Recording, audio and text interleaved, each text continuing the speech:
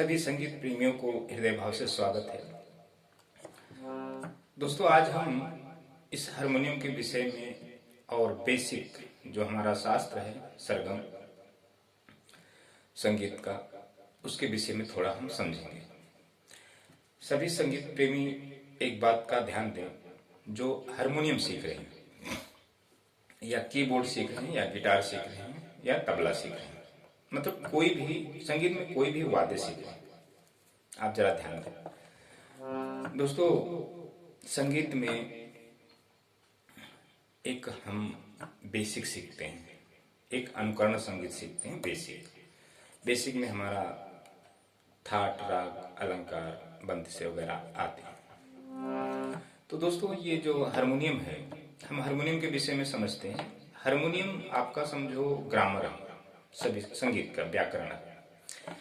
यदि आप हारमोनियम सीख रहे हो तो भविष्य में आप बाकी जो जितने भी वाद्य हैं आप आसानी से सीख सकते हो। यदि हारमोनियम आप नहीं सीख रहे हो तो आप कोई भी वाद्य, हारमोनियम छोड़कर कोई भी वाद्य सीख रहे हो तो उसका कोई समय नहीं है, वो अनिश्चित समय है कि आप सीख सकते हो या नहीं। उसका कोई ना गुरु बता सकता कि आप सीख सकते हो, ना आप खुद फील कर सकते हो कि मैं सीख सकता हूँ। लेकिन हारमोनियम अगर आप सीखते हो किसी गुरु के माध्यम से तो थोड़ा चांसेस है कि हाँ, आप संगीत सीख सकते हो। दोस्तों, हम एक बात इसमें समझेंगे, ये जो हमारी स्केल है ब्लैक एंड व्हाइट,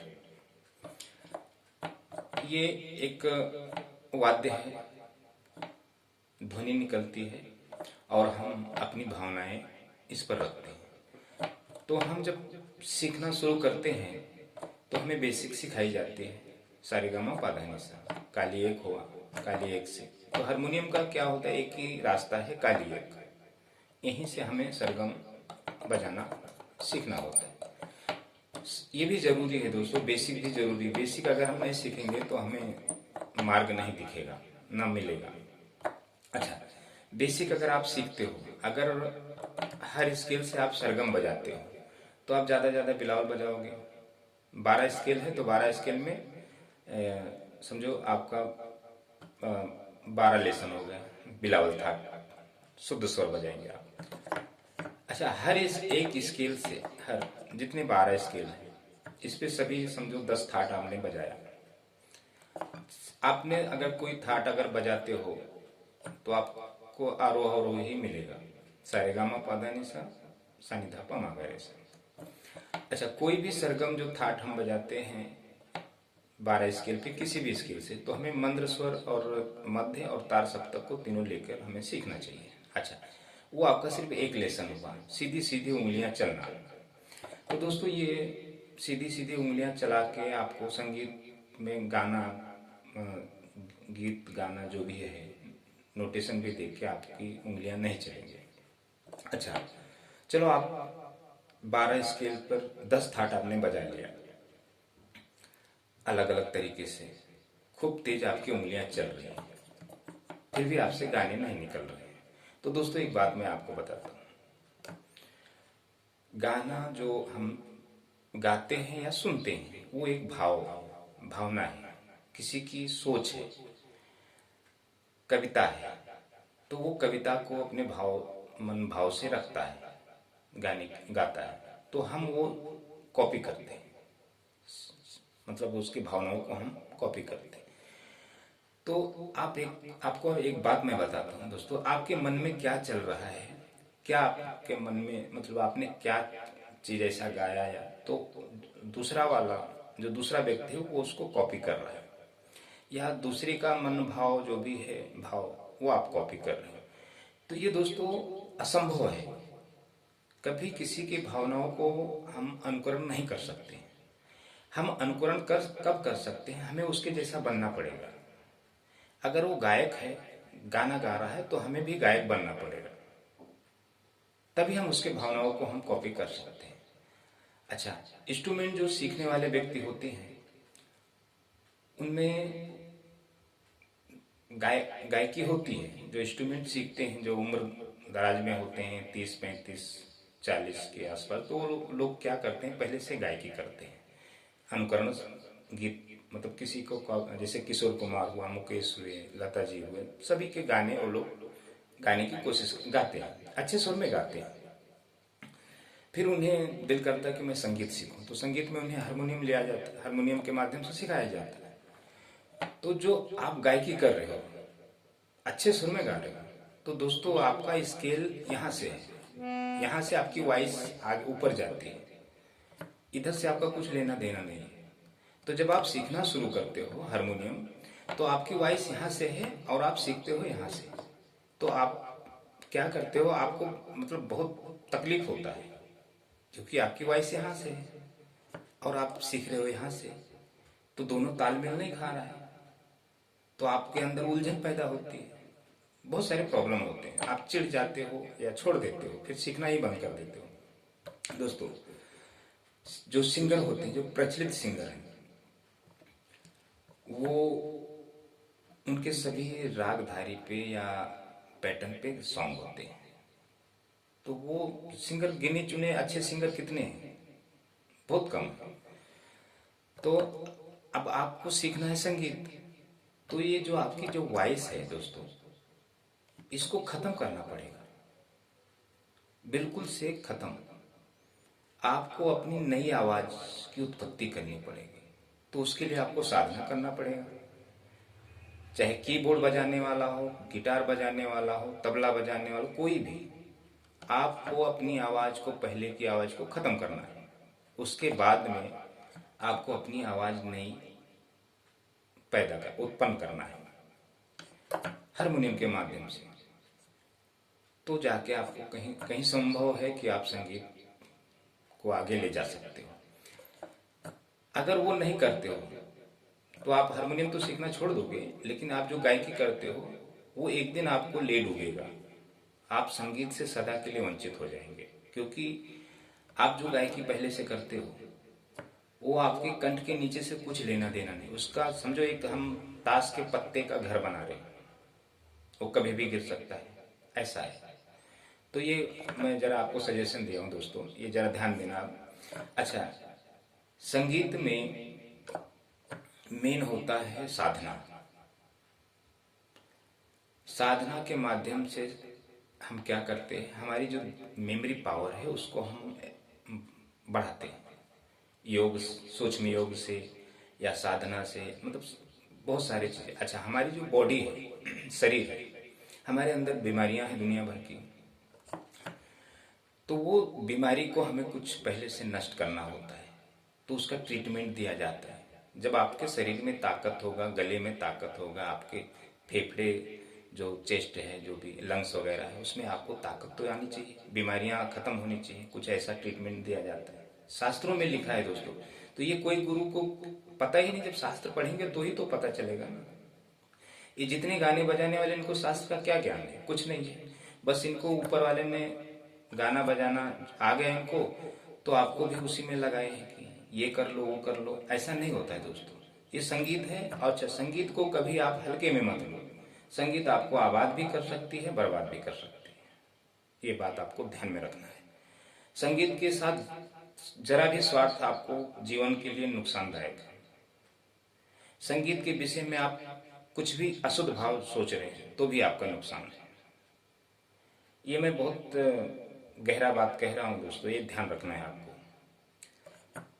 गुरु हो या सीखने वाला हो या सिखाने वाला व्यक्ति हो, अगर संगीत के साथ आप जरा भी छल करते हो, जरा भी स्वार्थ लाते हो, तो आपका नुकसान होना तय है।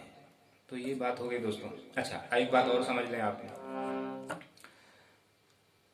गायकी करते हो तो अगर हारमोनियम सीखते हो तो आपको गायकी बंद करना पड़ेगा। हारमोनियम सीखते हो तो आपको अपने बॉडी के लिए थोड़ा ट्रीटमेंट करना पड़ेगा कि आपका सेहत अच्छा रहे, आप बीमार ना पड़े। अगर आप हारमोनियम सीख रहे हो किसी गुरु के माध्यम से, तो आप बीमार पड़ोगे जरूर। संगीत बार बार आपकी परीक्षा लेगी। देखो, संगीत ये दोस्तों, संगीत को हल्के में बिल्कुल नहीं लेना है। आप अगर ले लिए तो आपके जीवन में समझो संगीत नहीं है। और दूसरी बात, एक बात आपको ये भी बताता हूँ, आप ये मत सोचिए वो सामने वाला कैसे सीख गया, कैसे क्या करना, क्या मतलब कैसे कलाकार बन गया, क्या हो गया। दोस्तों ये सब आपको दिमाग में नहीं रखना है। उसका कर्म, वो किस माहौल में पला बढ़ा, कैसे उसको संगीत आ गया। कोई भी जो गाने बजाने वाला है बोले ना दोस्तों कि मैंने गुरु नहीं किया, ये नहीं किया, हमको ऐसे आ गया, तो वो समझो सही व्यक्ति नहीं है। चलो गुरु नहीं किया, किसी का देखा तो चलो, उसको मेमोरी पावर थी अधिक, उसने देख देख के माहौल उसमें उसको आ गया।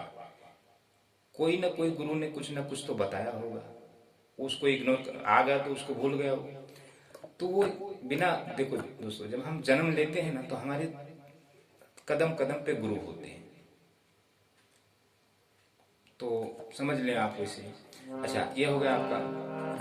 तो ये जो बेसिक की जो शिक्षा है दोस्तों, बहुत बड़ा है, बेसिक कभी खत्म नहीं होगा। तो बेसिक को समझने के लिए हमें सभी व्यक्ति को 15% मेमोरी पावर है दोस्तों। तो ये सब हमारा जो सांसारिकता है, भौतिकता है, इसमें सब हम उलझे हुए हैं। हमारा मेमोरी पावर उससे भर चुका है, हम वही चीज कर सकते हैं। दूसरा, हम संगीत के बारे में, संगीत अगर हम सीख रहे हैं तो वो चीज हमारे दिमाग में नहीं आएगा, हम कितना भी कोशिश करेंगे। तो संगीत की जो भाषा समझने के लिए, संगीत सीखने के लिए हमें अधिक मेमोरी पावर की जरूरत पड़ती है। तो वो साधना के माध्यम से हम अपनी मेमोरी पावर बढ़ाते हैं, तब जाके हमें संगीत समझ में आता है। जब मेरी मेमोरी पावर जब बढ़ जाएगी तभी हमें संगीत समझ में आएगा। अच्छा, जो बेसिक है, बेसिक का तो एंड नहीं है दोस्तों। तो हम जब मेमोरी पावर जब एक्स्ट्रा बढ़ जाएगा तो बेसिक हम एक लेसन में हम हजारों लेसन समझ लेंगे। अच्छा, अभी समझो दोस्तों, कोई गुरु यहाँ से गा रहा है, कोई गुरु यहाँ से सिखा रहा है, कोई गुरु यहाँ से सिखा रहा है, मतलब सभी की भावनाएं अलग अलग है। जो जहाँ से उनको कंफर्टेबल लगता है वहां से सिखाते हैं, सभी की भावनाएं अलग। मैं आपको यहाँ से सिखाऊंगा, यहाँ से सिखाऊंगा, यहाँ से सिखाऊंगा, यहाँ से सिखाऊंगा, यहाँ से, जहाँ मेरा गले के जो रेंज जाएगा मैं वहीं से आपको सिखाऊंगा। लेकिन ये सब व्यर्थ है दोस्तों। आप जब खुद करेंगे, जब खुद साधना करेंगे तो आपको कुछ समय के बाद जब आपके अंदर जो क्वालिटी आ जाएगा, ताकत पैदा हो जाएगा, तो आप बेसिक को आसानी से समझने लगेंगे। अच्छा, आप फिंगर एक्सरसाइज कितना भी कर लें, मैं आपको कितना भी सिखा दूं, जब तक आपको आपकी मेमोरी पावर नहीं बढ़ेगी आपकी फिंगर भी नहीं चलेगी। फिंगर देखें दोस्तों, भावनाओं से चलती है, हरकतें लेती हैं। हमारे अंदर कुछ रहेगा ही नहीं तो हमारी उंगलियां क्या नहीं चल सकती। हाँ, खाली अनुकरण जो गुरु ने हमें बताया हम उसी पे चलाएंगे ऐसे। दोस्तों, हमारे पास एक से एक स्टूडेंट आके गए और सीख भी नहीं पाए, क्योंकि 99 झूठों के बाजार में सत्य नहीं बिकता है दोस्तों। और मुझे सत्य बोलने की बहुत बड़ा कीड़ा है। तो मैं जब हमारे पास स्टूडेंट आते हैं ना तो मैं पहले उनको समझाता हूँ अच्छी तरह। हमें पता होता है कि अभी समझेगा तो नहीं, लेकिन जब इसके ऊपर जब कभी कहीं क्लास करेगा, सीखने का प्रयास करेगा, नहीं आएगा तो बाद में तो समझेगा। उसके बाद नहीं संगीत सीखे तो अच्छा है। तो दोस्तों ये ऐसे हो। अच्छा, इसके बाद मैं सिर्फ ये वीडियो आपको समझाने के माध्यम से थोड़ा बनाया हूँ। अच्छा, मैंने इस पे आंसू भरी ये जीवन की राह, इस पे थोड़ा गुनगुनाएंगे। अभी कौन सा राग है, कौन सा थाट है, सब आप ध्यान मत दें, कहीं से भी बसता है। अच्छा, श्री राम जय राम, श्री राम जय राम, जय जय राम, श्री राम जय राम, जय जय राम। हम सारे गामा रटते हैं, तो अगर हमें सारे गामा रटने से अगर संगीत आ जाए तो हम राम राम को रट लेना, मोक्ष की प्राप्ति हो जाए, सुखी हो जाए। गोविंद जय जय गोपाल जय जय, गोविंद जय जय गोपाल। कृष्ण भगवान को जप ले, मोक्ष की प्राप्ति हो जाए। तो ऐसा नहीं है दोस्तों, रटने से कोई चीज आता नहीं है। मेहनत करने से, रात दिन मेहनत करेंगे तो ये अध्यात्म है। इसको जब आप नहीं, लोग कहते हैं कि खूब एक्सरसाइज करो, खूब रियाज करो, नहीं दोस्तों, जितना अगर ज़्यादा आप रियाज करेंगे, आपको कोई चीज़ का ज्ञान नहीं है, रियाज करेंगे, ज़्यादा साधना भी आप करेंगे बिना ज्ञान का, तो भी आप संगीत से वंचित हो जाएंगे। इसके लिए बिना गुरु के आपको कभी संगीत प्राप्त ही नहीं हो सकता, आपको सीखना है। अच्छा, जिसको प्राप्त हो गया है वो उसी माहौल में उनको जन्म लेना पड़ा था। अभी कलाकार आपको बनना है तो आपको कलाकार के घर में जन्म लेना पड़ेगा। वो जो ट्रेनों में वगैरह में जो गाते बजाते हैं उनके यहाँ आपको जन्म लेना पड़ेगा, तब आप उनके जैसा बजा गा सकते। ऐसा नहीं है दोस्तों, ये सब आप अपने दिमाग से निकाल दीजिए और संगीत के विषय में समझिए थोड़ा, और ज़्यादा आप उसके बारे में ना ध्यान दें कि हमें कब आएगा कब आएगा कब नहीं। सिर्फ आप अपना थोड़ा समय देकर शास्त्र को समझें, साहित्य को समझें, छंद को समझें। संगीत में 3 सब्जेक्ट हैं, शास्त्र, साहित्य, छंद। सिर्फ हम लोग तो शास्त्र सीख रहे हैं ना, छंद साहित्य किधर सीख रहे हैं कि हमें संगीत जल्दी से आ जाए, हम खुद से गाने बजाने लगे, दूसरों का अनुकरण करने लगे। हम तो सिर्फ शास्त्र सीख रहे हैं ना, निर्जीव संगीत तो कैसे आएगा दोस्तों। आप किसी किसी को 6 साल 8 साल 10 साल सीखते हैं गुरु के समझ, तो थोड़ा बहुत आ जाता है। वो भी आता क्या है, अनुकरण, किसी के बंदिशें गाएंगे और बस सारे गामा नी सा रे नी रे गा नी रे मा, ऐसे करेंगे। तो थैंक यू दोस्तों, इतना आप देखें वीडियो और समझें इस वीडियो के माध्यम से, और